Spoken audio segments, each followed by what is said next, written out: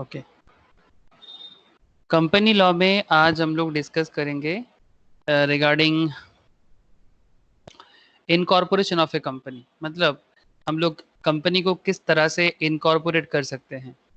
That means आप लोगों को समझ में आ रहा होगा कि कंपनी कैसे मार्केट में आता है। फर्स्ट टाइम जब वो कंपनी आता है तो इसका प्रोसीडियर क्या है, एक कंपनी को रजिस्टर कैसे किया जाता है। जैसे इनकॉर्पोरेशन का बात मैं कर रहा हूँ तो एक्चुअली वो आरओसी में होता है, रजिस्ट्रार ऑफ कंपनीज में कंपनी को रजिस्ट्री किया जाता है। तो जैसे हर चीज़ का रजिस्ट्री होता है, इस तरह का कंपनी का भी रजिस्ट्री होता है। अगर आप लोग आगे जाके अपना कंपनी बिल्डअप करना चाहते हो या फिर as a C as a C S as a C M A आप लोग कंपनी रजिस्ट्रेशन का काम करना चाहते हो, बिकॉज ये सब काम आप ही लोग करते हो, ठीक है। एक practising chartered accountant, practising company secretary, practising cost accountant, इन लोगों का मेनली रिस्पॉन्सिबिलिटीज होते हैं। जो मतलब बेसिकली हम लोग सोसाइटीज में देखते हैं यही लोग कंपनी रजिस्ट्रेशन वगैरह का काम करते हैं। कुछ लॉयर्स भी करते हैं, एलएलबीज जो है जो कंपनी लॉ के ऊपर स्पेशलाइज्ड है, वो लोग भी काम करते हैं। तो कंपनी लॉ में आज यही सिखाएगा कि किस तरह से कंपनी लॉ 2013 कंपनीज एक्ट हमें आज ये सिखाएगा कि हम लोग किस तरह से कंपनीज को इनकॉर्पोरेट कर सकते हैं। ठीक है, तो चलो मैं आपके साथ स्टडी मैट शेयर करता हूँ और स्टडी मैट के थ्रू से ही हम लोग आगे का डिस्कशंस बढ़ाते हैं। Okay sir.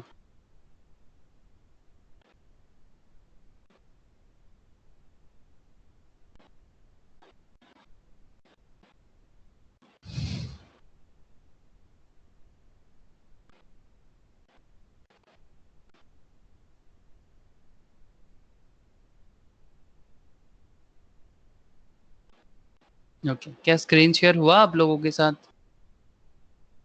Yes sir. Yes sir. Okay ठीक है। विशाल आवाज आ से विशाल? Yes sir. ओके ठीक, ठीक है विशाल, ठीक।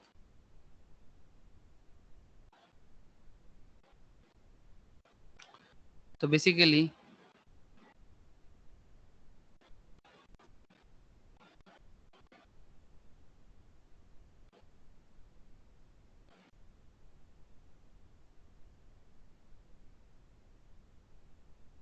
टॉपिक क्या है?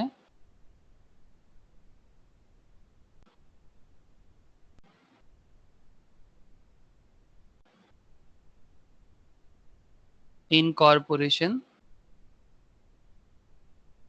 Of a company. तो देखो, आज आप लोग कंपनी रजिस्ट्रेशन का पूरा प्रोसेस सीख जाओगे। मैं आपको ये भी बताऊंगा कि प्रैक्टिकल लेवल में आप किस तरह से कंपनी को रजिस्टर कर भी सकते हो। ठीक है, मतलब सीरियसली आज आपको कंपनी रजिस्ट्रेशन का कंप्लीट सिस्टम भी समझ में आएगा कि बहुत लोग मार्केट में कंपनीज बनाना चाहते हैं। मतलब ये एक बहुत बड़ा बात है कि बहुत सारे पर्सन जो बिजनेस कर रहा है ना आजकल, जो लोग बिजनेस बिल्डअप कर रहा है, कुछ लोग स्टार्टअप बिजनेस कर रहा है, ठीक है, जो लोग स्टार्टअप बिजनेस कर रहे हैं, स्टार्टअप बिजनेस बिल्डअप जो लोग कर रहे हैं, जैसे कि प्रिया आप हो यहाँ पर। प्रिया, आपका बिजनेस का स्टार्टअप का क्या सिचुएशन है करेंटली? योर पेंट्री का क्या हालत है करेंटली? सर एक्चुअली अभी वो प्रोसेस ही चल रहा है, लॉकडाउन के कारण वो बहुत ज़्यादा ही टाइम ले रहा है।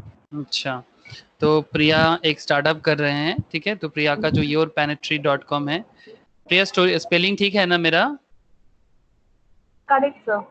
ओके, yourpantry.com ये प्रिया का बिजनेस है। तो ये एक ऑनलाइन ई कॉमर्स बिजनेस प्रिया ला रहे हैं, जिसका कंपनी रजिस्ट्रेशन प्रोसेस भी चल रहा है। तो ये ऑनलाइन ई कॉमर्स बिजनेस जो प्रिया करना चाहते हैं, जो ऑलरेडी स्टार्ट कर दिए हैं, प्रिया एंड उनका कोई फ्रेंड है, साथ में एक साथ कर रहे हैं। तो ये जो कंपनीज, ये मतलब बेसिकली देखो, प्रिया जैसे और भी है जिनको ऐसे और भी कुछ स्टूडेंट्स है जो ऑलरेडी कुछ बिजनेस उनका एस्टेब्लिश्ड है, किसी का बिजनेस अभी एस्टेब्लिश हो रहा है। तो ये कोई स्टार्टअप कल्चर्स में आज के डेट में आना चाहते हैं, या फिर जो पुराना बिजनेस है उसको कुछ न्यू लुक्स देना चाहते हैं कि शायद वो पहले पहले सोल प्रोप्राइटरशिप में था, पहले सोल प्रोप्राइटर था, सोल प्रोप्राइटर था। तो अभी वो उसको क्या करना चाहते हैं, कंपनी में कंपनी में बदलना चाहते हैं। तो सोल प्रोप्राइटर कंपनी में बदलना चाह रहे हैं, या फिर जो न्यू स्टार्टअप है वो भी चाहते हैं कि अपना न्यू कंपनी बनाए। ठीक है, तो इसके लिए ये कंपनी रजिस्ट्रेशन प्रोसीडियर आप लोगों को बहुत हेल्पफुल होगा, क्योंकि जो न्यू स्टार्टअप है उसको तो बिल्डअप करना ही है, साथ में जो ओल्ड सोल प्रोप्राइटरशिप बिजनेस है, ओल्ड पार्टनरशिप बिजनेस है, ये लोग भी धीरे धीरे चाह रहे हैं कि वो भी कंपनीज बिल्डअप कर प्रोसेस में आ जाए, तो वो भी कंपनी में अपने आप को रजिस्ट्रेशन करना चाहते हैं, बिकॉज कंपनी रजिस्ट्रेशन में क्या फायदा है आपको समझ में आ ही रहा है। बिकॉज अगर आप दो तीन चीजें, फर्स्ट, अगर आप कंपनी बिल्डअप करते हो तो आपको बिजनेस करने में क्या सुविधा है, मैं आपको पहले बेनिफिट का बताता हूँ। कंपनी बिल्ड का बेनिफिट, अगर आप कंपनी बिल्ड करते हो दैट मीन्स अगर कंपनी में रजिस्ट्रेशन करते हो, आरओसी में अपनी कंपनी को इनकॉर्पोरेट करते हो, मैं अलग अलग नाम से इसको बोल रहा हूँ। लॉ के लैंग्वेज में बोले तो इनकॉर्पोरेट करना, नॉर्मल सिंपल लैंग्वेज में बोले बिल्ड करना या रजिस्टर करना, ठीक है। तो अगर आप कंपनी बिल्ड करना चाहते हैं, रजिस्टर करना चाहते हैं, इनकॉर्पोरेट करना चाहते हैं, तो इसका बेनिफिट क्या है? सबसे पहला बेनिफिट कि आपको एक कॉन्फिडेंस मिलेगा, आपको ये पता चलेगा कि आप कितना रिस्क टेकिंग कर सकते हो, आपका रिस्क टेकिंग पावर जो है, आपको उसका एक बहुत बड़ा आइडिया मिलेगा कि हाँ हम भी कुछ कर सकते हैं, ठीक है। कल 15 अगस्त है, 15 अगस्त इंडिया का इंडिपेंडेंस डे है। मैं चाहता हूं कि ये इंडिया का इंडिपेंडेंस डे आप सबका फाइनेंशियल फ्रीडम डे हो। मतलब कल आप लोग प्रॉमिस करो अपने आप से कि आप बहुत जल्दी अपने आप को फाइनेंशियली फ्रीडम करोगे। सर, माँ पापा के पास रहने में कोई बुराई नहीं है, इट्स, मैं ये नहीं कहूंगा कि माँ पापा आप लोगों को सपोर्ट करते हैं, there is no shame on it, ठीक है, इसमें कोई शर्म का बात नहीं है, ठीक है। लेकिन पॉइंट ये है कि आप लोग इतना पढ़ाई लिखाई कर रहे हो, इतना एडुकेटेड बन रहे हो, तो किस लिए बन रहे हो? अपने आप को कुछ एस्टैब्लिश करने के लिए, है ना। सिर्फ डिग्री पाने के लिए तो कोई नहीं कुछ नहीं करता ना। डिग्री तो एक जस्ट एडिशनल पार्ट है कि हाँ भाई डिग्री मुझे मिल जाएगा, बट सबसे इंपॉर्टेंट चीज क्या चल रहा है आप सबके दिमाग में, मुझे पता है, बिकॉज मैं भी आप लोगों का जो जिस पॉइंट में अभी आप लोग गुजर रहे हो उस पर्टिकुलर पथ से मैं भी गुजर चुका हूँ। तो मुझे ऐसा फील होता है कि फाइनेंशियल फ्रीडम बहुत ज़रूरी है, बहुत ज़रूरी है। और इसके लिए आप लोग जितना अच्छे से अपने आप को, मतलब को बहुत लोग जॉब जॉब सोचते हैं, ठीक है आप जॉब ज़रूर कर सकते हो, लेकिन सिर्फ जॉब नहीं, आप अपने आप को as a businessman, as an entrepreneur भी एस्टेब्लिश कर सकते हो। इसका भी बहुत बड़ा उपाय है, ठीक है। उसके लिए कुछ नहीं, आपके लिए आपके पास आइडिया होना चाहिए, आपका कॉन्फिडेंस बिल्डअप करने के लिए आप कंपनी बिल्डअप कर सकते हो, रिस्क टेकिंग पावर बनाओ अपना, मतलब रिस्क टेकिंग एबिलिटीज आपको पता चलेगा, ठीक है। और सबसे बड़ा चीज आपका फाइनेंशियल गोइंग चालू हो जाएगा, मतलब फाइनेंशियल इजी गोइंग, मतलब आप फाइनेंशियली डेवलप बन सकते हो, है ना। आपके पास बहुत बड़ा अपॉर्चुनिटीज ओपन हो सकता है। ये सब कंपनी बनाने का सबसे बड़ा बेनिफिट है। सर कुछ डिसएडवांटेज है क्या? हाँ सर, कुछ डिसएडवांटेज इन द सेंस, अगर आप इस तरह से सोचोगे तो मैं उसको डिसएडवांटेज नहीं सोचता, लेकिन फिर भी अगर कोई सोचता है तो क्या सोच सकता है डिसएडवांटेज की, भाई कंपनी बनाएंगे तो हमें क्या मुश्किल का सामना करना पड़ेगा? मुश्किल का सामना ये करना पड़ेगा कि गवर्नमेंट ऑलवेज, मतलब आप जो हो ना, वो डिसएडवांटेज यही हो जाएगा कि आप गवर्नमेंट के स्कैनर में आ जाओगे, ठीक है। गवर्नमेंट के स्कैनर में आ जाओगे तो गवर्नमेंट आपको हमेशा पहचान लेगा, बिकॉज आपका कंपनी है, तो गवर्नमेंट के स्कैनर में आपका कंपनी रहेगा, तो आपका कंपनी जो भी बिजनेस करेगा गवर्नमेंट को टैक्स पेमेंट करना पड़ेगा, तो ये सब चीजें आपको करना पड़ेगा जो मैंडेटरी हो जाएगा। अगर आप कंपनी बिल्डअप करोगे तो आपको एक ऑनेस्टी के साथ ये सब चीजें करना जरूरी हो जाता है। लेकिन उस टाइम पे अगर आप बोलते हो अच्छा होता भाई मैं सॉल प्रोप्राइटर था तो वही अच्छा था, मैं कुछ नहीं कर रहा था वही अच्छा है, लेकिन ये तो अभी टैक्स का बर्डन आ चुका है, ठीक है। तो ये सब कुछ प्रॉब्लम है। अगर आप लोन लेते हो तो लोन का बर्डन भी आ सकता है, ठीक है। एक चीज हमेशा याद रखना, मतलब big thing always coming from the risk. मतलब अगर, मतलब वो एक बात कहते हैं ना कि no no pain no gain, हाँ, नो रिस्क नो प्रॉफिट। तो अगर आप पेन नहीं लोगे तो गेन भी नहीं होगा, अगर आप रिस्क नहीं उठाओगे फॉर डूइंग बिजनेस तो आपको वो बेनिफिट भी नहीं मिलेगा। तो सर आप कहना क्या चाहते हैं? सर हम यही कहना चाहते हैं आप सबसे कि ये कंपनी रजिस्ट्रेशन प्रोसेस जान के आपको सबसे बड़ा अगर फायदा कुछ होगा तो वो वही है, कंपनी रजिस्ट्रेशन प्रोसेस जान के आपको ये समझ में आ जाएगा कि अगर आप भी एक कंपनी बनाना चाहोगे तो आप उसको किस तरह से बना सकते हो। और as a professional, as a professional professional chartered accountant, professional cost accountant, and as well as professional company secretaries, बन के जब आप प्रोफेशनल्स प्रैक्टिसिंग ये सब बन जाओगे तो आपके पास भी बहुत बड़ा अपॉर्चुनिटीज होगा ये सब काम करने के लिए, बिकॉज लॉट्स ऑफ मतलब पर्सन है जो सीरियसली आज के डेट में कंपनी बिल्डअप करना, मैं आपको ये लीगल काम है, ठीक है, कंपनी बिल्डिंग प्रोसेस, ठीक है, उसका मतलब पूरा मतलब सिर्फ कंपनी बिल्डअप करने के लिए मतलब बहुत कुछ चाहिए। चलो आगे आगे मैं बात को बढ़ाता हूँ स्टडी मैट के थ्रू से। तो आपको मैं बेसिकली बैकग्राउंड बता रहा था, आई थिंक आपको बैकग्राउंड समझ में आया। बाकी पॉइंट में धीरे धीरे एक एक पॉइंट के साथ आपके साथ डिस्कस करूंगा। तो चलो एंजॉय करो। Incorporation of company, section 7 of the companies act 2013 जो है ये बताया सर कि कंपनी को इनकॉर्पोरेट होना चाहिए। Provides the following procedures to be followed in incorporation of a company. Company को किस तरह से इनकॉर्पोरेट किया जाएगा इसके बारे में section 7 of the companies act procedure provide किया, जिसमें filing the documents, okay, filing the documents and information with the registrar. सबसे पहले आपको डॉक्यूमेंट फाइल करना पड़ेगा एंड रजिस्ट्रार के पास, प्लीज ध्यान देना पॉइंट पे, रजिस्ट्रार के पास आपको डॉक्यूमेंट फाइल करना पड़ेगा। For the registration of the company following documents and information are required to be filed with the register within whose jurisdiction the registered office of the company is proposed to be situated. The memorandum and article of the company, मैं इसके बारे में आपको आगे जरूर details बताऊंगा, लेकिन मैं पहले भी आपको कुछ बताया था कि memorandum and articles, MOA memorandum of associations and AOA article of association, याद है इसके बारे में मैंने थोड़ा बहुत डिस्कशंस किया था आपसे, याद है आपको? मतलब एमओएम में लिखा है कि कंपनी का ऑब्जेक्टिव, मतलब क्या करना है, ऑब्जेक्टिव जो है वो एमओए में लिखा रहता है and how to fulfil that objective, मतलब कैसे करना है, क्या करना है एमओए, कैसे करना है AOA, how to fulfil that objective of the company, ये लिखा रहता है एओए में, ठीक है। तो वो एओए एंड एमओए आपको बिल्डअप करना पड़ेगा, ठीक है। कौन करता है sir? Normally practising CS, practising CMA as well as practising chartered, इनको आता है। आप लोग जब बन जाओगे मतलब सब कुछ कंप्लीट करके ये सब इतना सारा सीख रहे हो तो आगे आगे आपको ये सभी चीज ड्राफ्टिंग करना भी सिखाया जाएगा, ठीक है। जो आप लोग इंटरमीडिएट लेवल में थोड़ा बहुत और फाइनल लेवल में जाके एकदम डिटेल्स में ऑटोमेटिकली जब आप लोग प्रैक्टिस करोगे ना तो उसी टाइम पे आप लोगों को भी पता चलेगा, एज ए ट्रेनी आपको बहुत कुछ सीखने को मिलेगा वहां पर। Okay, so now point is the memorandum and articles of the company duly signed by all the subscriber to the memorandum. तो यहाँ पर क्या हो गया, द मेमोरेंडम एंड आर्टिकल्स जो है वो शाइन करना पड़ेगा किससे? सब्सक्राइबर से, जो भी कंपनी का मेमोरेंडम सब्सक्राइब करेगा उनका शाइन उसमें रहेगा। And next point is a declaration by person who is engaged in the formation of the company। ध्यान दीजिएगा, ये declaration by person who is engaged in the formation of the company में किसके बारे में बात किया जा रहा है? कौन कंपनी फॉर्मेशन करने का डिक्लेरेशन देता है? That is an advocate, A chartered accountant, A cost accountant and a company secretary in practice. Okay, in practice मतलब जो लोग प्रोफेशनली जो इनका मेन काम है ये करते हैं, अगर वो किसी जगह में जॉब करते हैं, अगर किसी जगह में टीचिंग करते हैं तो वो उनको मतलब प्रोफेशनल चार्टर्ड अकाउंटेंट मतलब प्रैक्टिसिंग चार्टर्ड अकाउंटेंट या कॉस्ट अकाउंटेंट या कंपनी सेक्रेटरी नहीं माना जाएगा, बिकॉज उनका एक हार्डकोर जो वर्क है जिसके लिए मेनली कॉन्स्टिट्यूशन इनको बिल्डअप करते हैं, ये इनका मेन फंक्शन एरिया है।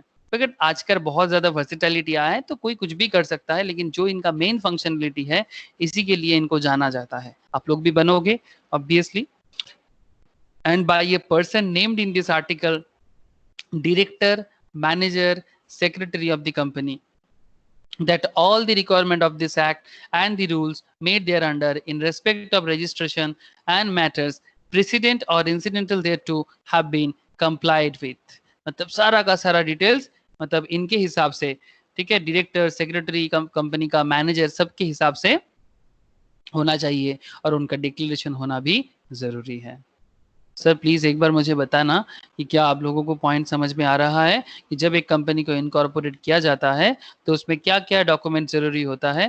जैसे फर्स्ट पॉइंट के अंदर ही हम लोग चल रहे हैं, इसमें हम लोग एक बुलेट यहाँ पर देख लिए, सेकेंड बुलेट भी हम लोगों ने देख लिया। क्या आप लोगों को समझ में आ रहा है? Yes sir. यस। ओके ठीक है, समझ में आ रहा है।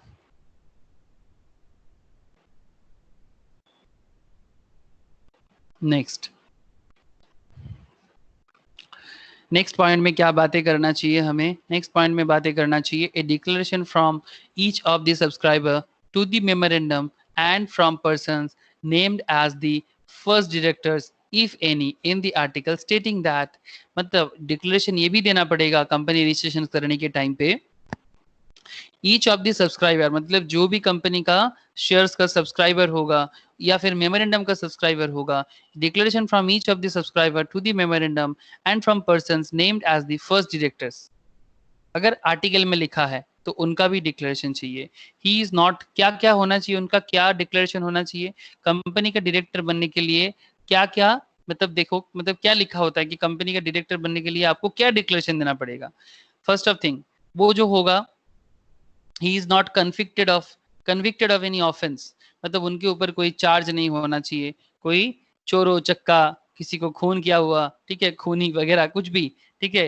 He is not convicted of any offence in connection with the promotions, formations और management of any company.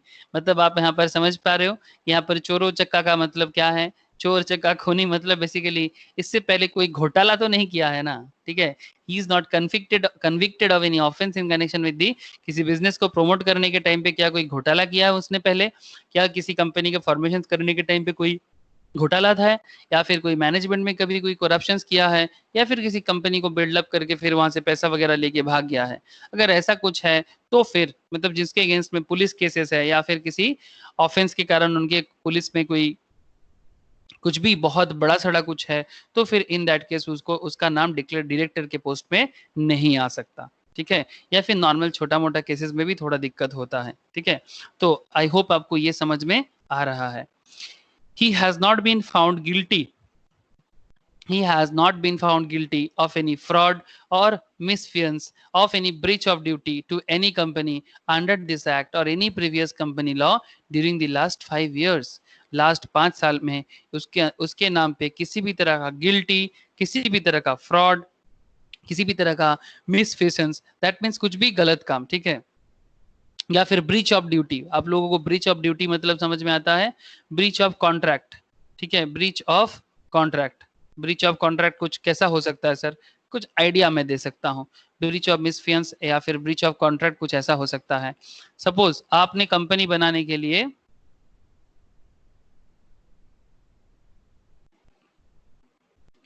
to build your company you have taken a loan, okay, you have taken a loan from a bank, but you did not repay it within the stipulated time. बात समझ में आ रहा है? मतलब किसी भी तरह का इस तरह का फ्रॉड, गिल्टी, मतलब आपने लोन लिया था बिजनेस को बिल्डअप करने के लिए, लेकिन आप स्टिपुलेटेड टाइम के अंदर बिजनेस को मतलब जो लोन है वो रीपे नहीं कर पाया, वार्निंग देने के बाद भी नहीं कर पाया। जैसे ऐसा किस नाम मैं आपको बता सकता हूँ, विजय माल्या, नाम तो सुने होंगे, हेलो, इनका नाम सुने हैं ना? Yes, Kingfisher. Kingfisher airlines, thank you, you all know. इसीलिए फेमस है तभी तो, मतलब फेमस नहीं, इनफेमस है, ठीक है। किंगफिशर एयरलाइंस का जो ओनर है मतलब चेयरमैन है, ठीक है। या फिर मैं आपको रिसेंट ट्रेंड में कुछ ऐसा नाम, यस बैंक का राणा कपूर का नाम भी थोड़ा बहुत आ सकता है, ठीक है। यस बैंक का जो मतलब हेड थे, उनके अगेंस्ट में अभी चार्जेस तो पूरा नहीं आया, बट काम चल रहा है कि इतना खराब हालत कर दिया यस बैंक का, राणा कपूर का नाम आ सकता है। या फिर पुराना लेवल में कुछ बातें मैं कर सकता हूँ, लाइक आप अगर नाम सुने हैं तो जो Harshad Mehta, Sir, India's biggest share market scam. Yes Harshad Mehta, पता है तुझे? वाह, हाँ sir. Very good. Harshad Mehta share market scam के लिए जाना जाता है। अगर ये भी बहुत सारा कंपनी का डायरेक्टर हुआ करता था, तो डायरेक्टर पोस्ट के लिए अगर इनके अगेंस्ट में ये बहुत बड़ा घोटाला गया था सर, इनसाइडर ट्रेडिंग का केस था, मतलब कंपनीज को अपने हाथ में करके शेयर को अप एंड डाउन कराता था। सिंपल इतना जानो, इनसाइडर ट्रेडिंग में क्या करता है, कंपनी का जो शेयर्स का वैल्यू होता है उस वैल्यू को वो अपने हिसाब से मैनिपुलेट कर सकता है। तो ये मैनिपुलेशन इज नॉट मतलब परमिटेबल, मैनिपुलेशन परमिशेबल नहीं है। आप मार्केट को, मार्केट एक ओपन मार्केट है, आप ओपन मार्केट को मैनिपुलेट नहीं कर सकते, ठीक है, अपने हिसाब से अपने फायदे के लिए। आप बहुत सारा छोटा छोटा इन्वेस्टर्स का भी उसमें इंटरेस्ट होता है, आप अपने हिसाब से मार्केट को मैनिपुलेट नहीं कर सकते। LIC के साथ एक्चुअली ये LIC में इसका ये बेसिकली नौकरी करता था और बाद में LIC का पैसा को यूज करके बेसिकली कुछ स्कैम किया था। रिसेंट ट्रेड में बहुत खराब लगा था मुझे ये घटना सुन के, लेकिन सर क्या बताए सर, सच में हुआ था। तो ICICI बैंक जो है, इसका जो चेयरमैन थे, ICICI का चेयरमैन थे, मतलब इंडिया में उस टाइम पे 4-5 फेमस बैंक में मतलब लेडी चेयरमैन थे, मतलब जो टॉप हेड में थे, मतलब वुमेन एम्पावरमेंट हो रहा था और मुझे बहुत अच्छा लग रहा था कि चलो बहुत अच्छा हो रहा है कि इंडिया में कुछ बैंक्स में अच्छा अच्छा लेडीज मतलब बैठ रहा है। और फाइनेंस में नॉर्मली लड़की लोग इससे पहले वोमेन्स नहीं होता था, लेकिन SBI में अरुंधति भट्टाचार्य ये कोई खराब काम नहीं किया, एकदम फ्रेश इंसान है। लेकिन ICICI में चंदा कोचर, आई होप आप लोग को नाम पता है, चंदा कोचर, इन्होंने घोटाला कर दिया। अभी भी थोड़ा केसेस चल रहा है, बट इनको बोर्ड से हटाया गया, इनको बोर्ड ऑफ चेयरमैन के पोस्ट से हटाया गया। SBI में इसी टाइम पे, सेम ड्यूरेशन टाइम में SBI का चेयरमैन हुआ करता था अरुंधति भट्टाचार्य।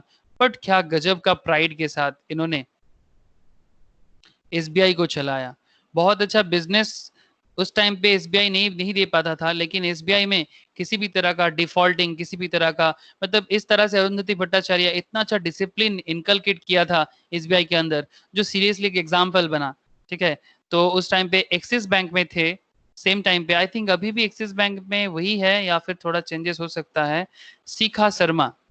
आप लोग थोड़ा इसको देख लेना कि अभी है कि नहीं, बट सेम ड्यूरेशंस में इतना सारा औरत, इतना सारे वोमेन्स इंडिया के टॉप बैंक्स में लीड कर रहा था। एक्सिस बैंक में Shikha Sharma and I think Standard Chartered international से, स्टैंडर्ड चार्टर्ड का जो इंडिया वाला है, इंडिया वाला पार्ट, स्टैंडर्ड चार्टर्ड का इंडिया वाला पर्सन को संभाल रहा था जारिन दारूवाला, ठीक है। ये पर्सी टाइटल होते हैं सर, ईरानी टाइटल होते हैं, जारिन दारूवाला। तो इस तरह से in the same duration time ICICI में चंदा कोचर, SBI में अरुंधति भट्टाचार्य, एक्सिस बैंक में शिखा शर्मा, स्टैंडर्ड चार्टर्ड में जारिन दारूवाला, इतना सारे औरत इंडिया का टॉप मोस्ट फाइनेंशियल इंस्टीट्यूशंस का हेड हुआ कर रहा था। कैन यू इमेजिन, ऐसे इंडियन हिस्ट्री में बहुत कम टाइम में हुआ है, ये सच में बहुत अच्छा बात था। लेकिन मुझे बहुत खराब लगा जब चंदा कोचर जी ने स्कैम के लिए फंसा और उनके हस्बैंड दीपक कोचर का वीडियोकॉन में शेयर होल्डिंग था। वीडियोकॉन आप लोगों ने नाम सुने हो सर, वीडियोकॉन वो बेसिकली टीवी वगैरह ये सब बनाता था, टीवी फ्रिज ये सब में मतलब इलेक्ट्रिकल्स गुड्स में जाना जाता था। वीडियोकॉन में इनका हस्बैंड का शेयर होल्डिंग था। तो बेसिकली एक तरह का इनसाइडर ट्रेडिंग नहीं बोल सकते, बट एक क्या बताऊं सर, रिलेटिव केस में 1200 करोड़ लॉस मेकिंग वीडियोकॉन को 1200 करोड़ लॉस मेकिंग वीडियोकॉन को लोन्स दिया था from ICICI bank, Chanda Kochhar ने, वो भी without any permissions of anyone, ठीक है। जो भी वीडियोकॉन बहुत ज्यादा लॉस में जा रहा था, इस टाइम पे एक कंपनी को 1200 करोड़ लोन देना, ये बहुत ही मतलब खराब बात था। और क्योंकि उनका हस्बैंड दीपक कोचर उनमें थे, तो इसके कारण भी थोड़ा मतलब ये क्या बताओ सर, रिलेटेड पार्टी हो गया ना मैटर।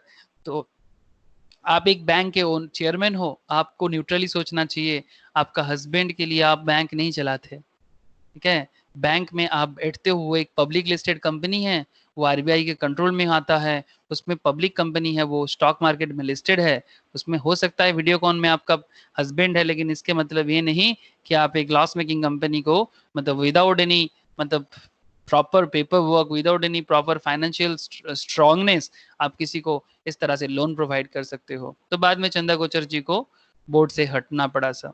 तो आप बात समझ रहे हो ना सा, मतलब मैं कितना डिटेल्स में चला गया, लेकिन आपको आई होप कि रिलेट करने में काफी सुविधा हुआ कि एक बिजनेस में क्या क्या मतलब जब भी कोई डायरेक्टर्स पोस्ट में आते हैं तो उनको क्या क्या डिक्लेरेशन होना, क्या उनका हालत मतलब क्या सिचुएशंस होना मैंडेटरी है, ठीक है। तो he is not convicted, he is not been found guilty, and that all the documents filed with the register for registrations of the company contain informations that is correct and complete and true to the best of his knowledge and belief। मतलब आप जो कुछ भी बता रहे हो वो सारा का सारा बातें एकदम सही है और आपका बेस्ट ऑफ योर नॉलेज है और पूरा का पूरा विश्वास करने लायक है, ठीक है। तभी जाके आप मतलब अपने आप को वो डिक्लेरेशन दोगे, तभी जाके आप डायरेक्टर पोस्ट के लिए भी अपने आप को बना सकते हो, फर्स्ट डायरेक्टर पोस्ट के लिए, ठीक है। समझ में आया ना पॉइंट? हेलो, क्या ये पॉइंट क्लियर है ना? Yes, sir. ओके। तो ये बहुत ही इंटरेस्टिंग एक इश्यूज था कि डायरेक्टर बनना इतना भी आसान नहीं है, आपको फ्रेश कैंडिडेट होना बहुत जरूरी है। ओके, तो चलो फ्रेश कैंडिडेट समझ में आया। नेक्स्ट बुलेट में क्या बता रहा है? The address for correspondence, the address for correspondence. Hello, कोई कुछ बोल रहे हो क्या? किसी ने कुछ कहा क्या? ओके, ठीक है। The address for correspondence till it's registered office establish, मतलब जब तक आपका रजिस्टर्ड ऑफिस एस्टैब्लिश नहीं हो जाता, जब तक आपका रजिस्टर्ड ऑफिस एस्टैब्लिश नहीं हो जाता, बिकॉज देखो आपको कहीं ना कहीं आपका एक रजिस्टर्ड ऑफिस होना जरूरी है, कहीं ना कहीं आपका एक रजिस्टर्ड ऑफिस होना जरूरी है, बिकॉज बिना रजिस्टर्ड ऑफिस का आप अपना बिजनेस को प्रॉपर वे में चला नहीं सकते। हो सकता है आप रजिस्टर्ड ऑफिस कहीं पर भी बनाओ, रजिस्टर्ड ऑफिस आप कहीं पर भी बनाओ, बट बिजनेस को हैंडल करने के लिए, जैसे मेरा रजिस्टर्ड ऑफिस जो है ना ये लेक टाउन बांगूर एवेन्यू में रजिस्टर्ड है, ठीक है। लेकिन currently due to pandemic situations में अपने घर से मतलब पहले अभी कुछ दिन के लिए मैं अपने नेटिव में आया हूँ, बट मतलब मेनली मेरा वीआईपी रोड केष्टपुर वाला मेरे घर से ही मैं टैकल कर रहा हूँ। तो रजिस्टर्ड ऑफिस लेकिन आपका एक होना चाहिए। तो मेरा रजिस्टर्ड ऑफिस है लेक टाउन बांगूर एवेन्यू। कोई चाहे तो अपना बिजनेस का रजिस्टर्ड ऑफिस कहीं भी कर सकता है, विलेज से भी कर सकता है, रजिस्टर्ड ऑफिस विलेज में हो सकता है, जरूरी नहीं कि आपको शहर में ही अपना रजिस्टर्ड ऑफिस करना पड़ेगा, नॉट मैंडेटरी, ठीक है। या ये सब चीज आपको लॉ में सिखाया जाएगा जब आप इंटरमीडिएट लेवल का पढ़ाई करोगे, ठीक है। तो ये सारा का सारा मैटर आपको पता जाएगा कि विलेज में भी रजिस्टर्ड ऑफिस आप कर सकते हो, लेकिन एक कोरेस्पॉन्डेंस एड्रेस होना जरूरी है कि जब तक आपका एस्टेब्लिशमेंट प्रॉपरली बन नहीं जाता, तो एक कोरेस्पॉन्डेंस एड्रेस की कोई तो एड्रेस होगा आपका, जिस एड्रेस को हम कंपनी का एड्रेस माने, ठीक है। बाद में आप चेंज कर सकते हो कि permanent address and correspondence address, आप लोग जब इंस्टीट्यूट में फॉर्म फिलअप करते हो तो उसमें कोरेस्पॉन्डेंस एड्रेस होता है ना, होता है ये कोरेस्पॉन्डेंस एड्रेस, यस सर। है ना। तो इंस्टीट्यूट आपका दोनों तरह का एड्रेस देखता है, ठीक है। तो एक होता है आपका परमानेंट कि आप जहां से बिलोंग करते हो, जैसे मैं अपना बात बताता हूँ, मैं वेस्ट बंगाल का एक दूसरा डिस्ट्रिक्ट से बिलोंग करता हूँ, मेरा डिस्ट्रिक्ट का नाम है झाड़ग्राम, ठीक है। करेंटली पहले हुआ करता था वेस्ट मिदनापुर, मैं जब पढ़ाई करता था, अभी रिसेंटली ये डिस्ट्रिक्ट नया फॉर्मेशन हुआ है, ठीक है। ये मेरा डिस्ट्रिक्ट हुआ करता था वेस्ट मिदनापुर, अभी न्यू चेंजेस हुआ है 2018-19 से झाड़ग्राम डिस्ट्रिक्ट। लेकिन मैं वहां पर क्या था, कोलकाता में था, तो कोलकाता में मेरा लोकल एड्रेस अलग होता था, तो कोरेस्पॉन्डेंस एड्रेस में परमानेंट में मैं अपना झाड़ग्राम या वेस्ट मिदनापुर का एड्रेस देता था, और कोलकाता में मैं अपना कोरेस्पॉन्डेंस एड्रेस में मैं लोकल एड्रेस कहीं का देता था। तो इसमें इंस्टीट्यूट को सुविधा होता था मुझे कांटेक्ट करने में, ठीक है, मुझे कांटेक्ट करने में। तो इन सिमिलर फैशन कंपनी जब तक आप एस्टैब्लिश नहीं करते हो, ये तो रजिस्ट्रेशन चल रहा है, जरूरी है क्या कि कंपनी जब रजिस्टर किया जा रहा है उसी टाइम पे आपको कंपनी का ऑफिस भी बनाना पड़ेगा? Is it mandatory? नहीं, दिस इज नॉट मैंडेटरी। आप चाहे तो अपना कंपनी रजिस्टर करके रख सकते हो और बाद में कभी अपना कंपनी को फंक्शन कर सकते हो। ऐसा कंपनी को क्या बताएंगे? क्या कोई बता सकते हो कि जो कंपनी रजिस्टर होके पड़ा हुआ है लेकिन अभी उसका कोई फंक्शनैलिटी चालू नहीं हुआ? Inactive company. और एक अच्छा नाम है इसका, इनएक्टिव कंपनी का मतलब और भी हो सकता है। Company already registered but dormant company, thank you, but not started yet, okay, not started yet मतलब बिजनेस अभी चालू नहीं हुआ, कुछ भी चालू नहीं है, बट कंपनी ऑलरेडी रजिस्टर्ड है। तो ऐसा कंपनी को हम लोग डोरमेंट बोलेंगे, ठीक है। इनएक्टिव कंपनी मतलब ये भी हो सकता है कि जो कंपनी बहुत दिन से है लेकिन कुछ लास्ट 2-3 ईयर से फंक्शंस नहीं कर रहा है, उसको भी इनएक्टिव बोल सकते हैं ना। लेकिन ऐसा कंपनी जो ऑलरेडी रजिस्टर्ड है लेकिन कंपनी का फंक्शन करना चालू नहीं किया, नॉट फंक्शनिंग करेंटली, मतलब स्टिल नॉट स्टार्टेड फंक्शनिंग, तो उसको हम लोग डोरमेंट कंपनी कहते हैं। तो ऐसा कर सकते हो। मैंने आपको समझा था, आपको याद होगा कि आप डोमेन खरीद के अपना डोमेन बुक कर लेते हो, लेकिन अभी तक अपना होस्टिंग नहीं लेते। तो आपका डोमेन बुक करके आप अपना बिजनेस का नाम ऑनलाइन में रजिस्टर कर सकते हो। डोमेन बुक करके बिजनेस को ऑनलाइन रजिस्टर आप कर सकते हो, लेकिन आपको बिजनेस बाद में कभी करना है, लेकिन आपको डोमेन अभी बुक कर लेना चाहिए, ठीक है। मैं थोड़ा बहुत वेब डेवलपमेंट का काम करता हूँ, एक्चुअली मेरा एक टीम है, ठीक है, मैं नहीं करता मेरा एक टीम है, स्टूडेंट्स का ही एक टीम है जो लोग वेब डेवलपमेंट का काम चालू किया है सर। मतलब बहुत दिन से ट्रेनिंग ले रहा था मेरे से web development as well as digital marketing, ठीक है। तो इसमें कोई कोई ट्रेनिंग लेता है, तो मैं ही देता हूँ ट्रेनिंग सब। तो वेब डेवलपमेंट डिजिटल मार्केटिंग में कुछ लोग ट्रेनिंग ले रहा है, कुछ काम भी चालू किया है थोड़ा बहुत, ठीक है, वो लोग चालू किया है, स्टार्टअप कर रहा है सब। तो वेब डेवलपमेंट डिजिटल मार्केटिंग में मेनली यही होता है कि वो लोग क्या करता है कि जो भी उनको बोलता है कि कोई कोई ऐसा भी क्लाइंट उनके पास आ रहा है कि वो बेसिकली यही कह रहा है कि आप अभी मेरा डोमेन बुक करके रख लो, क्योंकि मैं नहीं चाहता कोई और मेरा डोमेन ले ले, इसलिए वो डोमेन बुक करके रख लेता है। और फिर बाद में जब उनको बिजनेस करना होता है तो वो बिजनेस भी स्टार्ट कर देते हैं, लेकिन करेंटली वो डोमेन बुक करके रख रहा है। तो इट्स सिमिलर फैशन, मतलब जैसे डोमेन बुक करना ऑनलाइन वर्ल्ड के लिए इंपॉर्टेंट है, ठीक है, मतलब for your online presence. Online presence is a different way, और जो आज के डेट में बहुत इंपॉर्टेंट हो गया है कि because e commerce and online sectors बहुत इंपॉर्टेंट है। और इसी को मतलब ये मेरा जो स्टूडेंट लोग अभी स्टार्ट किया है ना, ये लोग थोड़ा थोड़ा स्टार्ट किए, बहुत दिन से मैं इन लोगों को बोल रहा हूँ, अभी इन लोगों को थोड़ा दिमाग ठिकाना लगा है कि चलो स्टार्ट करते हैं, तो ऑलरेडी स्टार्ट किया है।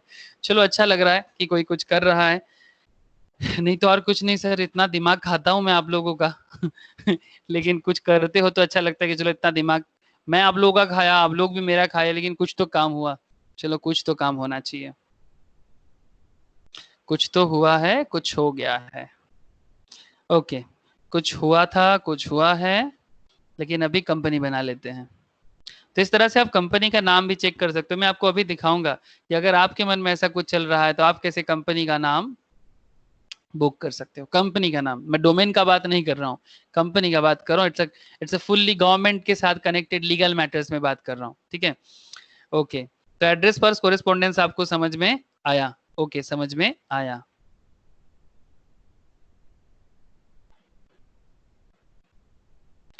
Next, the particular names including surnames और फैमिली नेम्स, ठीक है।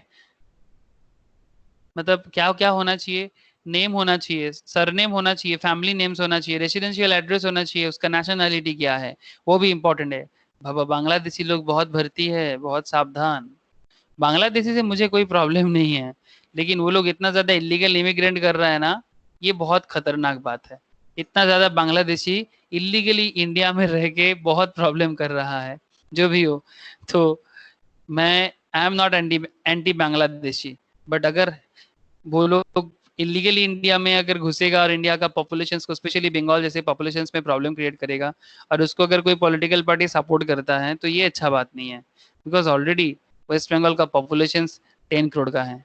We are already 10 crore in a very tiny area, बहुत छोटा स्टेट है कंपेरेटिवली। इतना छोटा स्टेट में 10 करोड़ लोग रहते हैं, उसमें अगर इलीगल इमिग्रेंट्स भी होगा तो ये बहुत बड़ा चिंता है। ऐसे जॉब नहीं है, और सबको वोटर कार्ड दे दे के इंडिया का रेसिडेंट बनाया जा रहा है। आई एम नॉट जोकिंग, मैं जिस एरिया में रहता हूँ कोलकाता में, उस एरिया के कुछ कुछ एरिया छोड़ के जाएंगे ना, तो वहाँ सब कुछ है, मैं अपने आंखों में देखा हूँ सर, ठीक है, इसीलिए मैं बोल रहा हूँ। आप लोग भी थोड़ा कॉन्शियस रहिएगा, बस कॉन्शियस रहो और कुछ नहीं, थोड़ा कॉन्शियस रहो, okay. The particulars name including surnames of family names, residential address, nationality of every subscriber to the memorandum along with the proof of identity, and in the case of subscriber being a body corporate, such particular as may be prescribed. The particular may name including surname, family names, director identifications number, ठीक है, एक D number होता है, director identification number, residential address, nationality वो भी होना चाहिए of the person mention in the article as the subscriber to the memorandum. मतलब जो भी मेमोरेंडम का सब्सक्राइब करेगा, मतलब जिनके नाम पे मेमोरेंडम इशू होगा, डायरेक्टर्स वगैरह पोस्ट में रहेंगे, उनको क्या कहेंगे, सब्सक्राइबर करेंगे, शेयर्स उनके नाम पे होगा। सब्सक्राइबर मतलब किस चीज का सब्सक्राइबर, शेयर्स का सब्सक्राइबर। सब्सक्राइब कैपिटल होता है ना, इशूड कैपिटल, सब्सक्राइब कैपिटल, तो वही सब्सक्राइबर का बात किया जा रहा है। And such other particulars including proof of identity as may be prescribed. The particular of interest of the person mentioned in the articles as the first director, जो company का फर्स्ट डायरेक्टर के लिए इंटरेस्टेड कैंडिडेट होगा, in the form of body corporate along with their consent or act as director of the company। Consent के साथ director of the, consent क्यों बोला जा रहा है सर? आप लोग बिजनेस लॉ पढ़ते हो, कॉन्ट्रैक्ट एक्ट वगैरह, वहां पर कंसेंट होना बहुत जरूरी है। आप लोग लास्ट मतलब जो हम लोग का बिजनेस लॉ का क्लास चल रहा था, आप लोग सबको ही होते हो, आप लोग कनेक्ट कर सकते हो कि कंसेंट, बिना कंसेंट का भी क्या हो सकता है, किसी को कंपनी का डायरेक्टर बनाया जा सकता है। क्या लग रहा है कि लॉ ऐसा बात क्यों रख रहा है, लॉ ऐसा बातें क्यों कर रहा है कि बिना मतलब ये कंसेंट, कोई कंपनी का डायरेक्टर बनेगा, कौन नहीं बनना चाहेगा, लेकिन इसमें कंसेंट भी जरूरी हो रहा है। इसका मतलब दाल में कुछ काला नहीं लग रहा है आप लोगों को? ये कंसेंट वाला बात कंपनी का डायरेक्टर पोस्ट के लिए इतना बड़ा बात क्यों कर रहा है कि with the consent, with their consent of act as directors of the company in such form and manner as may be prescribed। Actually दाल में काला क्या है वो देखो, मैं आपको बताता हूँ, थोड़ा आइडिया ले लो। कंपनी रजिस्ट्रेशन कर रहे हैं आप लोग एज ए चार्टर्ड, ये सब आप सबको पता हो जाएगा, ठीक है, ऐसे CA में आप लोग ऐसे ही समझ जाओगे। बट ये सब काम में बहुत पैसा मिलता है, बट ये इलीगल है। कुछ कंपनीज होते हैं जो शेल कंपनीज होते हैं। Shell companies in the form of dormant भी हो सकता है या फिर इनएक्टिव भी हो सकता है। एक्चुअली कंपनी कुछ करता नहीं है, मतलब ये लोग सेल कंपनीज मतलब डुप्लीकेट कंपनी बनाते हैं। बस इसका मेन रीजन होता है ब्लैक मनी को वाइट करना, to transfer black money into white. Black money को वाइट करना है, यही मेन टारगेट है। ब्लैक को व्हाइट मनी में ट्रांसफर करने के लिए शेल कंपनीज बनाया जाता है। जो मतलब अर्निंग होता है उसका कोई हिसाब नहीं होगा, उसका कोई अकाउंटेबिलिटी नहीं होगा, और इसमें मदद मेनली यही लोग तो करते हैं। सब मैं आपको सभी बात कह रहा हूँ, बुरा भला जो भी है सभी बात कर रहा हूँ, जो भी मार्केट में चल रहा है। और ये शेल कंपनीज बनाने का कैपिटल क्या है जानते हो? मतलब जितना डुप्लीकेट वे में कंपनी बनाया जाता है उसका कैपिटल इंडिया में कोलकाता है। All over the India duplicate companies बनाने के लिए सबसे बड़ा मतलब कुछ एरिया है कोलकाता।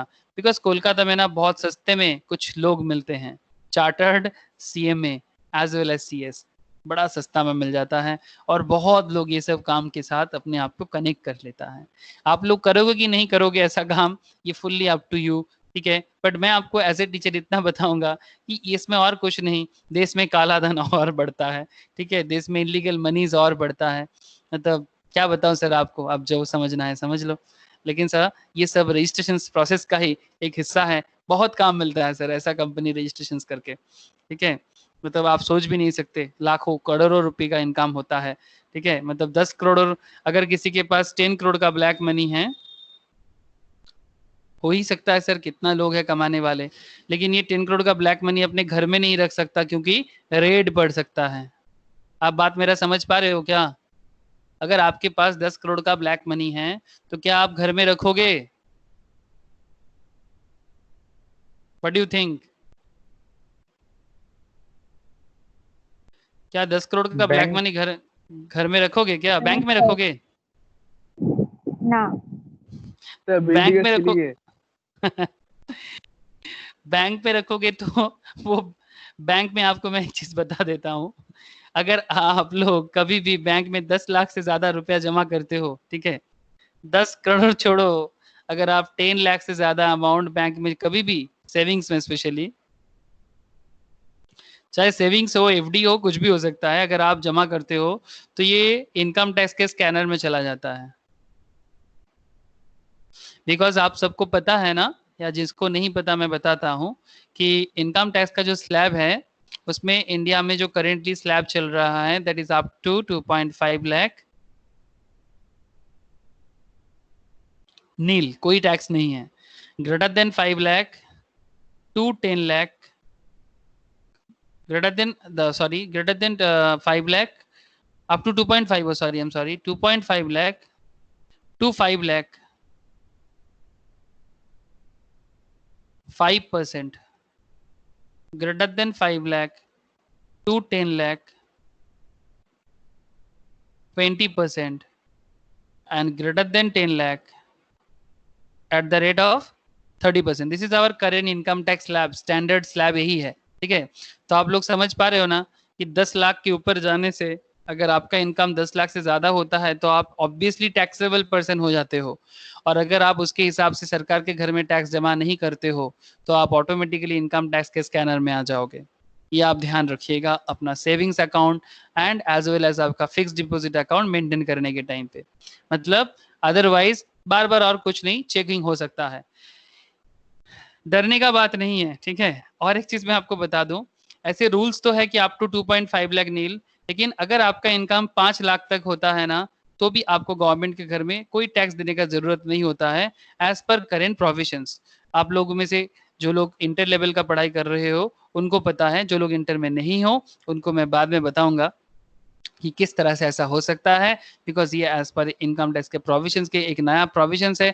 ये सब as a practice chartered, as a practice CA CA में आप लोगों को ऑटोमेटिकली पता चल जाएगा, क्योंकि आप इतना पढ़ाई जो कर रहे हो। ठीक है, इतना एडुकेशन लेने का मतलब क्या है कि 5 लाख तक इनकम में एक्चुअल में सरकार को कोई टैक्स देने का जरूरत नहीं है। दैट मीन्स अगर आपका बैंक अकाउंट में 5 लाख तक है तो डरने का कोई बात ही नहीं है, बिकॉज 5 लाख तक सरकार एकदम आप पे ध्यान नहीं देगा।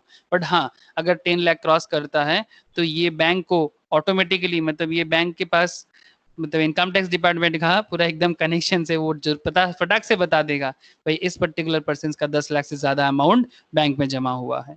ठीक है, तो ये सब छोटा छोटा मैटर आप लोग समझ में रखिएगा। तो मैं जो बात आपसे कर रहा था कि अगर आपके बैंक अकाउंट में 10 करोड़ जमा हुआ है, सॉरी अगर आप 10 करोड़ का ब्लैक मनी आपके पास है, तो आप घर में तो नहीं रखोगे, हो सकता है रेड हो जाए, किसी कारण से पता चल जाए तो पूरा का पूरा पैसा ले जाएगा, उल्टा और 80% के आसपास पेनल्टी ठोकेगा, आपको जेल भी हो सकता है। तो इस तरह का पैसा को बचाने के लिए अगर आप इधर उधर करके 1 करोड़ लगा के उनको एक सेल कंपनी बना देते हो, जो कंपनी कंपनी तो है, ठीक है, आप ध्यान से सुनिएगा बात को मेरा, सेल कंपनी सरकारी खाता में क्या है, सरकारी खाता में ये एक कंपनी है, बट ये कंपनी काम नहीं करता।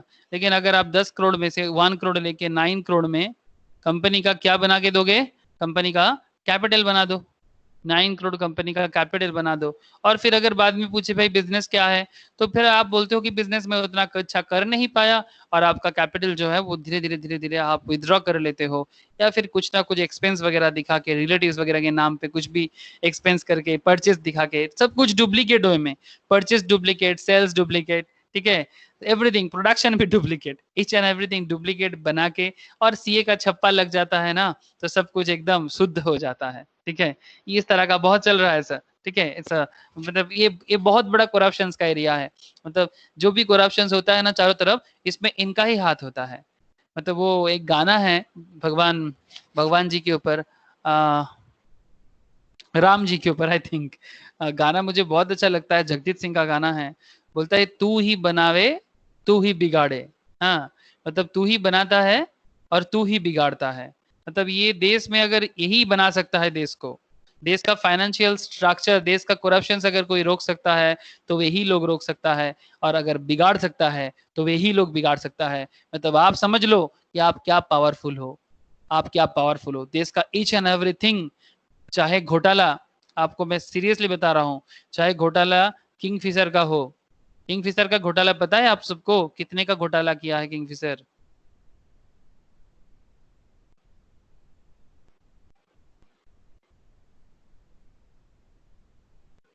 $35,000 from SBI। Nirav Modi, recent trend का बातें कर रहा हूं, पुराना बात छोड़ रहा हूं। नीरव मोदी कौन सा कंपनी है सर? गीतांजलि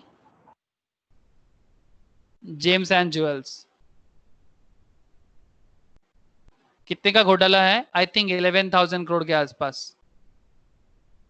पंजाब नेशनल बैंक का भी कुछ घोटाला आया था, मुझे एग्जैक्ट डेटा भी याद नहीं आ रहा है। रोटोमैक का एक घोटाला आया था, रोटोमैक जो पेन कंपनी है, रोटोमैक का घोटाला करीब 2,500 करोड़ का घोटाला है। तो क्या लगता है जो किंगफिशर का चार्टर्ड अकाउंटेंट है उनको नहीं पता, या सीएस जो है उनको नहीं पता?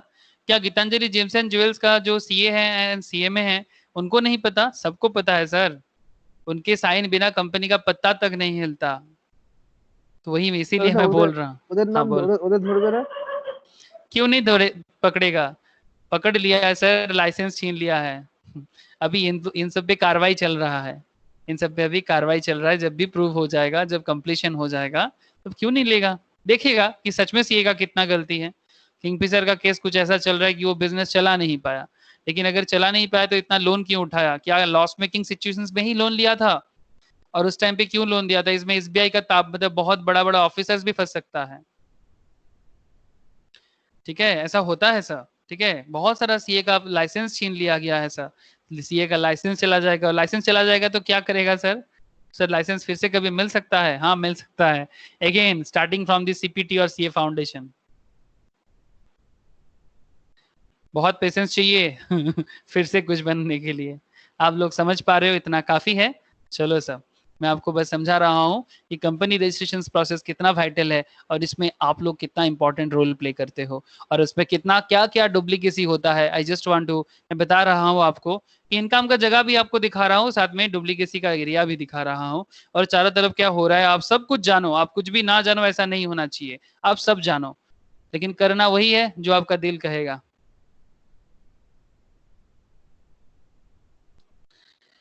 बुरा भला सब जानना चाहिए मेरे हिसाब से, लेकिन आप करेगा वही जो आपका दिल कहेगा। आपका दिल अच्छा है तो आप अच्छा करोगे, आपका दिल बुरा है तो आप बुरा करोगे। ये मेरा पर्सनल फंडा है सर। जैसे नॉर्मली बच्चा लोगों के सामने बोलता है ना, अरे ये बाजे का था बोलिश ना, ऐसा करके बोलता है कि जो गंदा बातें हैं वो बच्चों के सामने बोलना नहीं चाहिए। ऑब्वियसली बच्चों के सामने बोलना नहीं चाहिए, बट जैसे बच्चा थोड़ा थोड़ा बड़ा होता है ना, तो मुझे ये मेरा पर्सनल मानना है कि उसको गंदा बात या फिर गंदा चीजों के बारे में ना, मुझे लगता है इन्फॉर्म कर देना चाहिए। नहीं तो ना, जब उनके साथ कुछ गंदा चीज होता है या फिर कुछ कुछ कुछ भी खराब होता है, वो ना मैटर को समझ नहीं पाता, या फिर उसका कुछ गलत मतलब निकालते हैं, या फिर वो मेंटली बहुत बड़ा प्रॉब्लम में फंस जाते हैं। लेकिन अगर आप धीरे धीरे उसको अच्छा बुरा भला सभी चीजों के बारे में थोड़ा बहुत बताते हो, तो उसका ना एक ओवरऑल ओवरऑल ग्रोथ होता है। और मेरे हिसाब से वो हर सिचुएशंस को फेस करने का ताकत उसको मिल सकता है। That is my principles. मैं ये नहीं बोलूंगा कि दिस इज एकदम ट्रू है, but this is my principles. मैं नॉर्मली सबको यही बोलता हूँ, मेरे घर में भी, या फिर मेरे घर में जो भी आजकल मेरा दीदी लोग या भैया लोगों का बच्चा लोग बड़ा हो रहा है, तो मैं उनको बोलता हूँ कि भाई इनको ना ऐसा बड़ा करो ताकि ये हर सिचुएशंस के साथ अपने आप को चला पाए। ऐसा नहीं कि इसको सिर्फ अच्छा अच्छा चीजें रहोगे, एकदम ट्रूली जेंटल रखोगे। नहीं, ट्रूली जेंटल मत रखो किसी को, बिकॉज ट्रूली जेंटल लोग ना बहुत मुश्किल में पड़ जाता है। जो भी हो, चलो सब।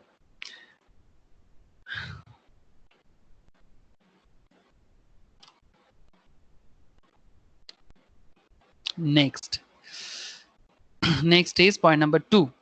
पॉइंट नंबर 2 क्या बात करता है सर? सर आप लोग समझ पा रहे हो ना, कंपनी रजिस्ट्रेशन प्रोसेस में मैं यस सर। बहुत सारा मैटर को इधर उधर से ला रहा हूँ, बहुत सारा मैटर्स। जो प्रोसीडियर्स तो मैं चाहे तो 3 लाइन में बोल के निकल सकता हूँ, ठीक है, लेकिन मैं प्रोसीडियर्स को बताते वक्त आपको कंपनी रिलेटेड जो भी चीजें हो सकता है, एटलीस्ट आपको एक आइडिया तो मैं दे सकता हूँ, जो आइडिया आपको इस सब्जेक्ट को पढ़ने में इंटरेस्ट दे सकता है, और सबसे बड़ा चीज आपको प्रैक्टिकली कनेक्ट कर सकता है। Issue of certificate of incorporation on registration, जैसे ही आपको रजिस्ट्रेशन हो जाएगा आपको सर्टिफिकेट इशू कर देगा।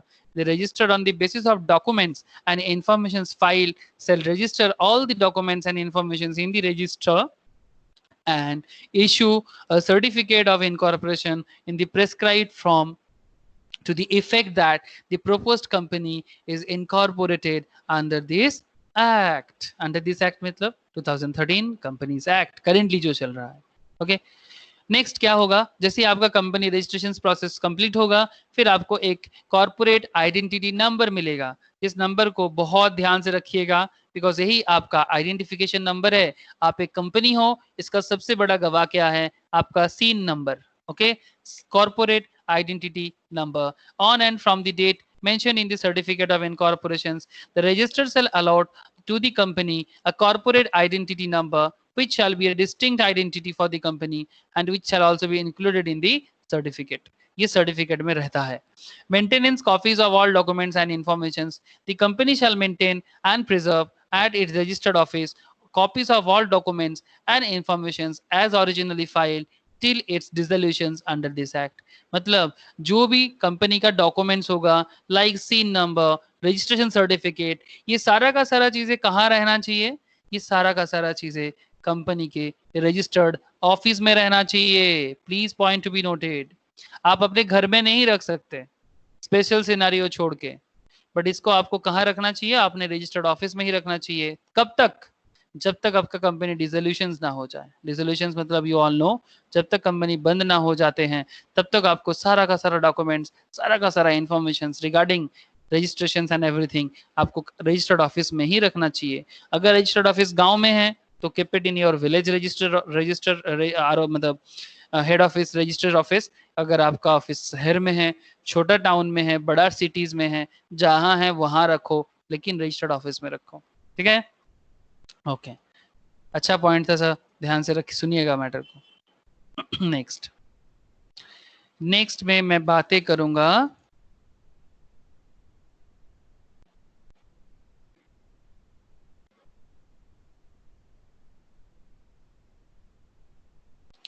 maintenance of copies of all documents and informations. The company shall maintain and preserve at its registered office copies of all documents and information is originally filed till. अच्छा ये तो हो गया, sorry. Furnishing of false or incorrect informations. अगर आप by chance, हाँ हम लोग ऐसे बोलते हैं by chance दी बाबला काटा, that means अगर by chance, ठीक है, अगर by chance आपने गलत informations कंपनी को मतलब आरओसी में दे दिया रजिस्टर्स में, तब क्या होगा? फार्निशिंग ऑफ फॉल्स और इनकरेक्ट इन्फॉर्मेशन और सप्रेशन मतलब अगर कोई मटेरियल फैक्ट आप सप्रेस करते हो, सप्रेस मतलब समझते हो ना, मतलब छुपाते हो. ठीक है? छुपाना भी नहीं आता. अगर आप प्रॉपरली छुपा भी नहीं पाए तो मुश्किल में पड़ जाओगे.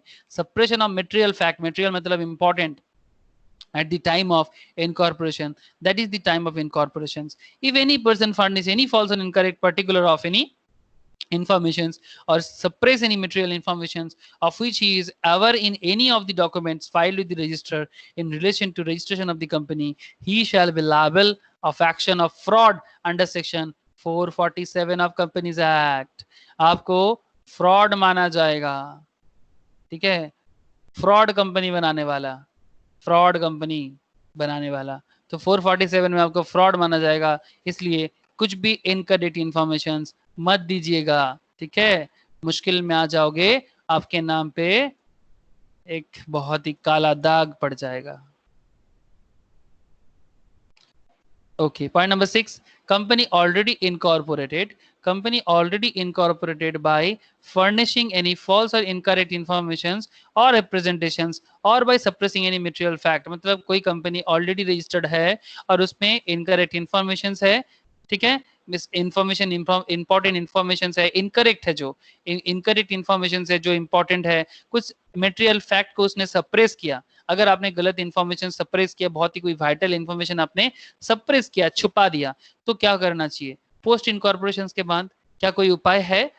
Fair at any time, please point to be noted ना, एनी टाइम अपना गलती सुधारो. After the incorporation of a company incorporated होने के बाद कभी भी it is proved that the company has been got incorporated by furnishing any false or incorrect informations or representation or by suppressing any material fact or informations in any of the documents or declaration filed or made for incorporating such company or by any fraudulent action, the promoters मतलब आप you all know जो business को buildup करते हैं, ना कि सिर्फ जो बिल्डिंग बनाते हैं.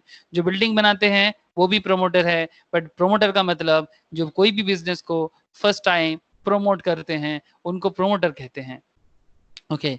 The person named as the first director of the company and the person making declaration under this section shall each be liable for action for fraud under section 447. मतलब गलत इंफॉर्मेशन देने के बाद कभी भी अगर पता चले कि अगर ये प्रूव होता है कि किसने ये गलत इंफॉर्मेशन दिया और इसके कारण किस किस को दोषी माना जाएगा? प्रोमोटर को दोषी माना जाएगा. Person named as the first director of the company उनको दोषी माना जाएगा, या फिर जो भी डिक्लेयर किया था सब्सक्राइब किया था कंपनी का शेयर्स को, उसको भी कंपनी के लायबल किया जाएगा। ठीक है, तो किसी भी कंपनी के शेयर्स मतलब कंपनी में मेंबर बनने से पहले 10 बार पेपर डॉक्यूमेंट्स देख लेना चाहिए। मन में ख्याल आ रहा है कि सर अगर कोई कंपनी स्टॉक मार्केट लिस्टेड है, अगर उस कंपनी का कोई गलत इन्फॉर्मेशन है, तो अगर हम उस कंपनी का शेयर को परचेस करते हैं और कुछ उस पर गलत इन्फॉर्मेशन से, क्या हमें फ्रॉड माना जाएगा?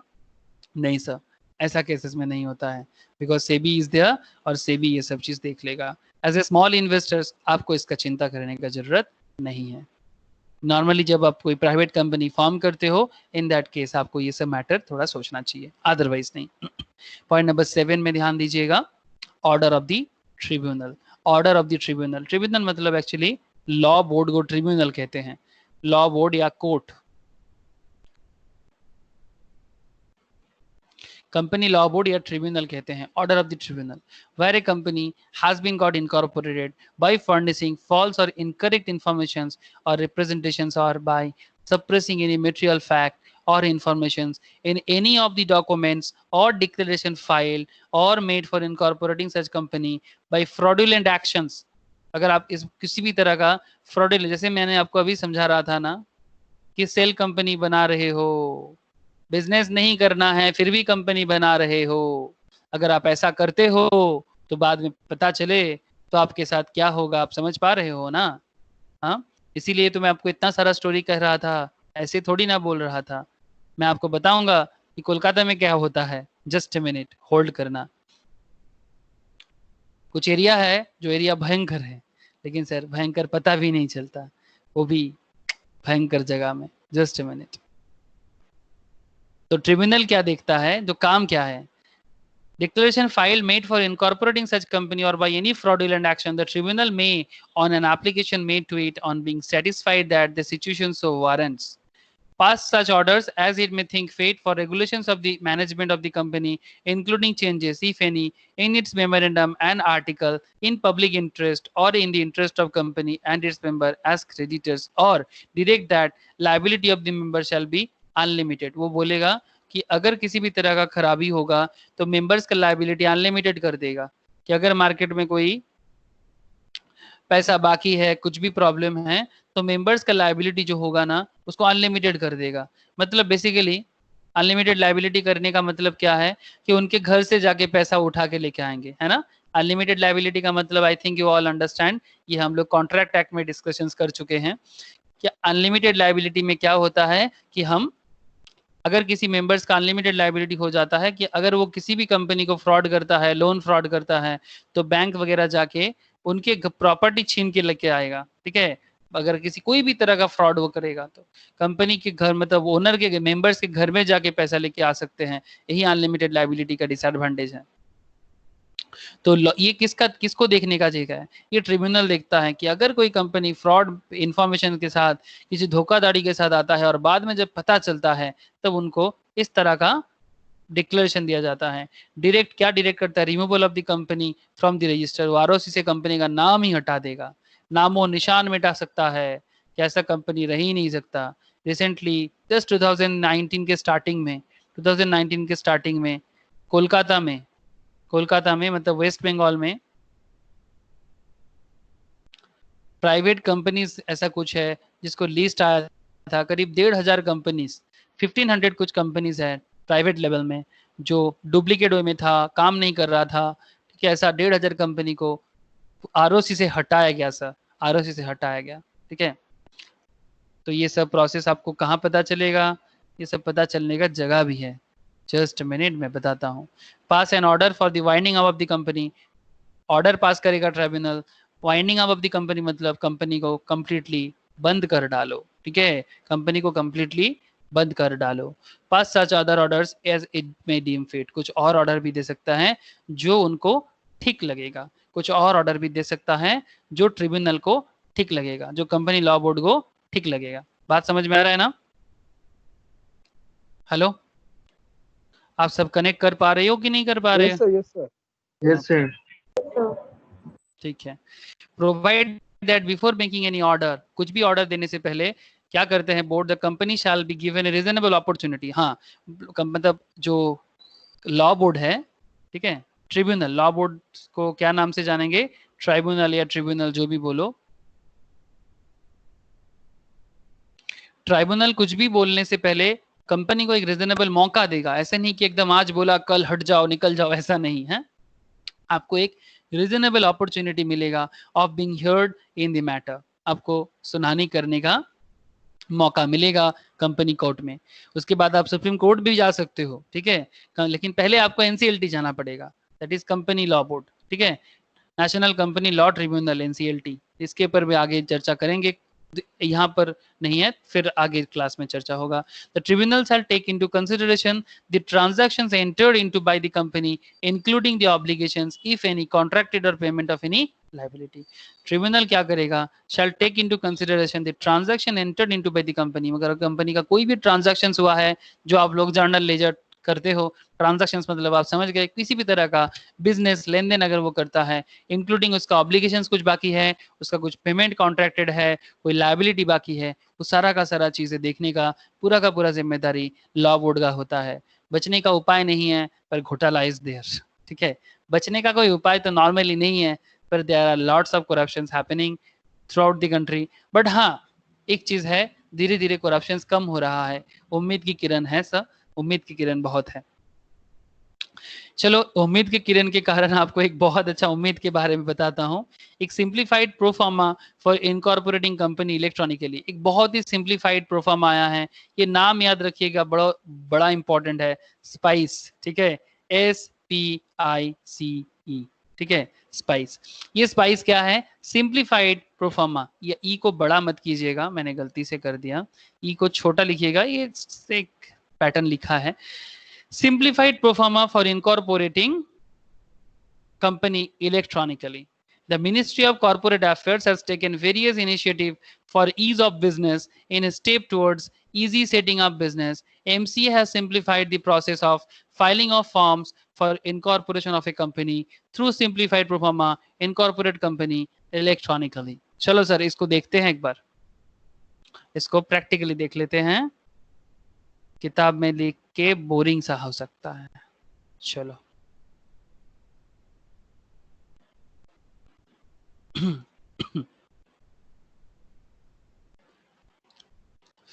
ये देखो, मैंने यहाँ पर mca.government.in ओपन करके रखा, देख पा रहे हो आप लोग, मतलब मिनिस्ट्री ऑफ कॉर्पोरेट अफेयर्स।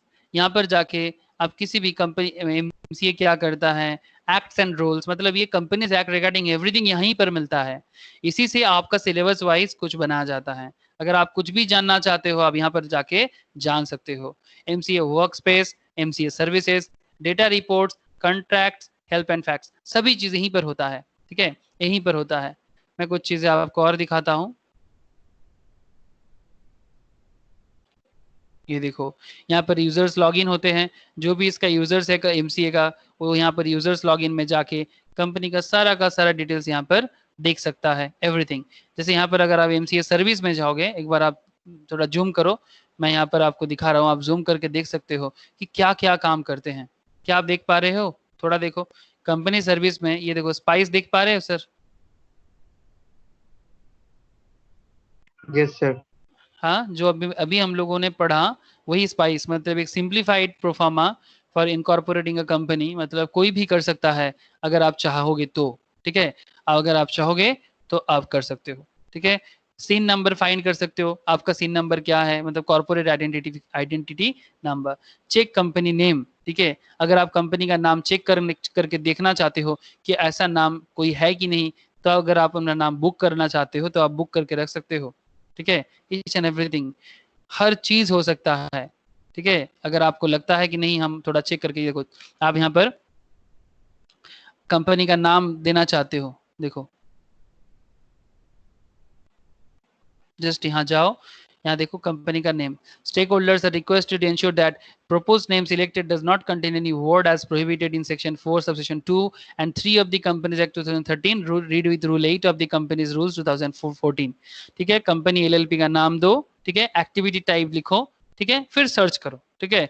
फिर सर्च करके आपको वो दिखाएगा कि अगर कुछ इस तरह का है कि नहीं, किसी का ट्रेडमार्क पहले से है कि नहीं, किसी का डोमेन इस नाम पे कोई डोमेन ऑलरेडी बुक है कि नहीं, तो सारा का सारा चीजें आप यहाँ पर चेक कर सकते हो। बिजनेस सिनेरियो बहुत बदल गया है सर, हम लोग अभी 90s में नहीं है, वी आर इन 2020s।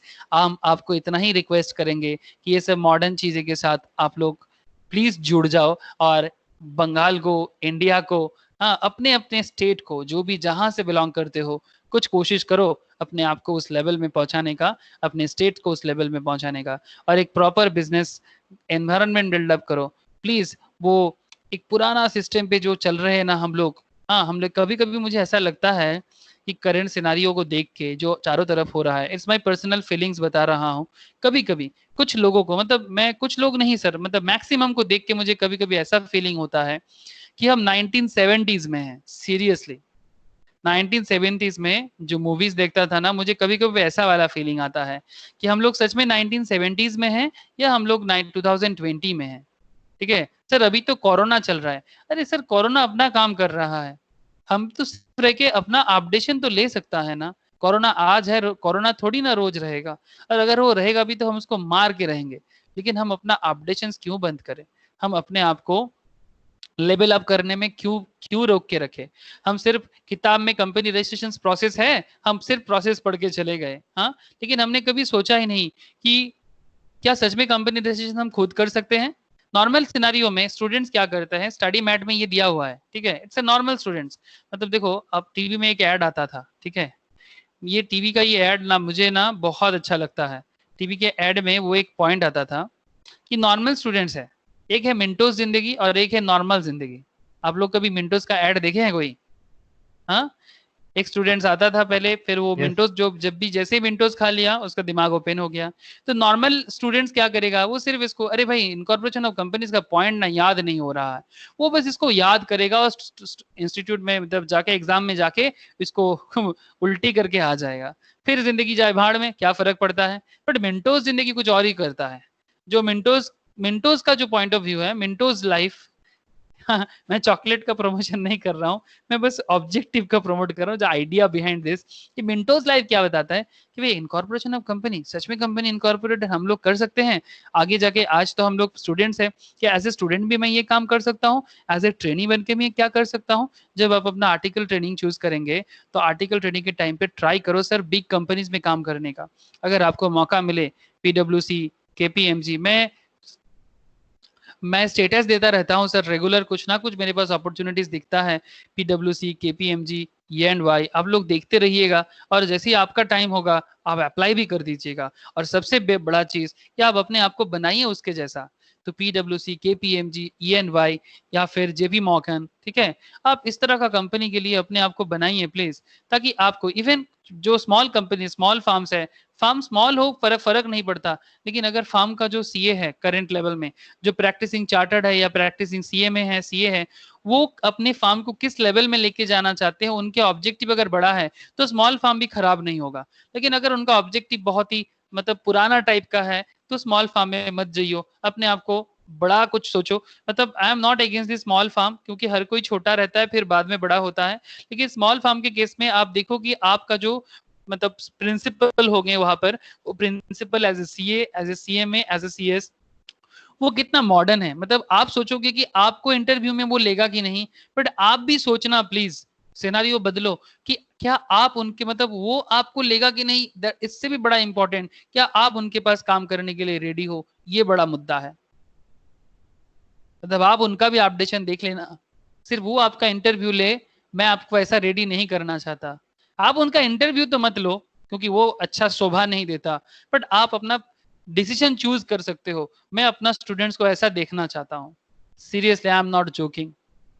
आप लोग अपने आप को ऐसा अपडेट करो कि CA भी आपको चूज करने से पहले, मतलब आप भी उनको चूज करो, वो सिर्फ आपको क्यों चूज करेगा। जो भी हो, लेवल अप करो सर अपना, ठीक है, आप लेवल अप होंगे तो ये मेरे लिए बहुत किस्मत का बात होगा।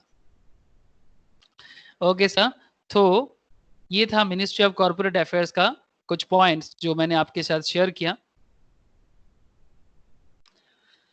मिनिस्ट्री ऑफ कॉर्पोरेट अफेयर्स में आप इस तरह से कंपनी नेम चेक कर सकते हो, और भी काफी सारा dean number, director identification number, कि कौन कंपनी का डायरेक्टर है। इवन आप किसी और कंपनी का भी चेक कर सकते हो, अगर आपके पास डेटा है तो आप चेक कर करके देख सकते हो। Master data, LLP service, limited liability partnership service, e filing, company service में find CIN, reserve unique name, आप अपना यूनिक नेम रिजर्व करके रख सकते हो। ठीक है, ये देखो अब अपना नेम यूनिक नेम रिजर्व करके रख सकते हो। तो बहुत सारे चीज आप एमसीए के साइट में जाके थोड़ा चेक करो तो आपको पता चल जाएगा।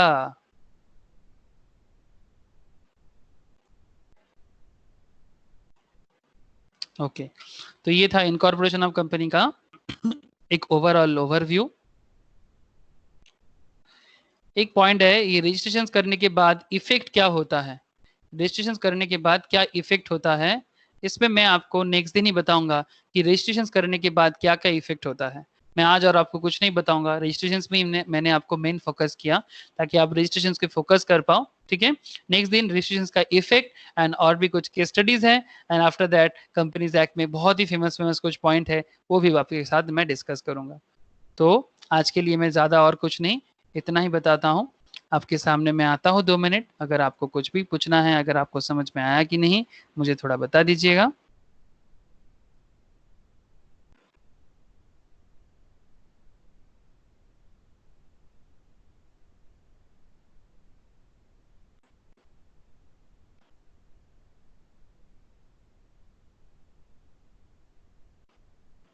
तो प्लीज बताना समझ में आया कि नहीं आया। हाँ सर, क्लियर। Yes, sir. हाँ मजा सर। आया, मजा आया ना, हाँ सर। ऐसा लग रहा है कि Yes, कुछ sir. सीख पाए। Yes. ओके, तो चलो रजिस्ट्रेशन प्रोसेस एक बार गो थ्रू करो और एमसी के साइट में जाओ और नया नया चीजें एक्सप्लोर करो। ठीक है, तब तक के लिए बाय। अच्छा एक चीज, कल इंडिपेंडेंस डे है, कल सुबह जिनको क्लास है सुबह वाला क्लास मैं कैंसिल करता हूँ। ठीक है, जिनका भी मेरा क्लास है और मैम का क्लास भी मैं कल के लिए छुट्टी रखता हूँ। ठीक है, सिर्फ शेयर मार्केट का क्लास क्या होगा वो मैं बाद में डिक्लेयर करूंगा, लेकिन जिनका नॉर्मल क्लास है सीएससीए सीएमए का, वो क्लासेस कल ऑफ रहेगा ड्यू टू इंडिपेंडेंस डे। तो सबको advance happy independence day from me and ma'am to all of you. দাদা একটা ওকে, কথা ছিল, বলো। বলছি কালকে আমাদের বাড়িতে পুজো আছে, তো কালকে বিকেলের শেয়ার মার্কেটের ক্লাসটা করতে পারবো না। ওকে ওকে, শেয়ার মার্কেটের ক্লাস আমি কালকে করব না, ঠিক আছে, বাট আমি আচ্ছা এখন শেয়ার মার্কেটটা ডিক্লেয়ার করলাম না। अच्छा चलो शेयर मार्केट भी कल ऑफ ही रखेंगे। ठीक है, शेयर मार्केट भी जिनका है कल शेयर मार्केट का क्लास भी ऑफ ही रहेगा। ठीक है, मैं बाकी जो लोग यहाँ नहीं है मैं उनको बता दूंगा कल शेयर मार्केट ऑफ ही रहेगा। ठीक है, कल 15 अगस्त है, थोड़ा हैप्पी रहो और अपने आप को, जो मैंने आप सबको बताया कि फाइनेंशियल फ्रीडम के लिए आप लोग अपना लड़ाई करते रहो। ठीक है, और एक वो क्या बोलते हैं सब, वो रेजोल्यूशंस होता है ना, रेजोल्यूशंस ले लो। ठीक है, ताकि पढ़ाई ऐसा करो कि ऐसा नॉलेज लो, आप ऑनलाइन वर्ल्ड में भी अपने आप को फटाफट बना सकते हो। सर कोशिश करेंगे हम लोग एक साथ मिलकर कुछ ना कुछ बनाने का। ठीक है, तो सबको हैप्पी इंडिपेंडेंस डे। ठीक है, कल सभी क्लासेस Happy छुट्टी रहेगा। Independence Day, sir. ओके सबको, সেম টু ইউ দাদা। Okay, Same to you. Bharat माता की जय। রাখছি দাদা। ওকে চলো বাই। স্যার Bye, বলো। sir. স্যার তখন আপনি যে বলছিলেন যে মার্কশিটটা ঠিকমতো শুনতে পারিনি। আচ্ছা আমি বলে দিচ্ছি। হ্যাঁ স্যার।